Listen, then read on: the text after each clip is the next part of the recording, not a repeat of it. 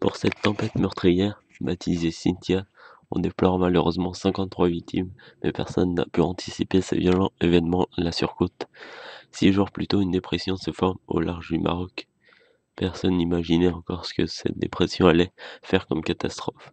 En quelques jours, cette dépression se transforme en un véritable monstre climatique, et cette véritable tempête touche une grande moitié nord de la France et principalement la Charente-Maritime.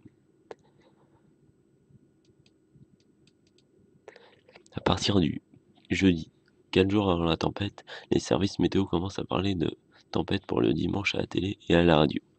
Ils emploient le terme du mot tempête, car il est prévu que les vents dépassent les 100 km/h même dans les terres. Les prévisionnistes météo s'attendent à quelque chose d'important. Ils s'attendent à des vents très violents et une petite surcote. Il est déjà prévu que les vents les plus violents se produiront lorsque la marée sera au plus haut. Donc c'est-à-dire que les endroits à niveau plus bas que la mer risquent d'être submergés par la mer. Donc il est à surveiller cela beaucoup.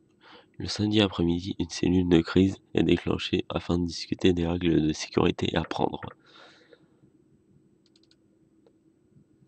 Dans l'après-midi de samedi, la veille avant la tempête, plusieurs départements sont placés en vigilance rouge.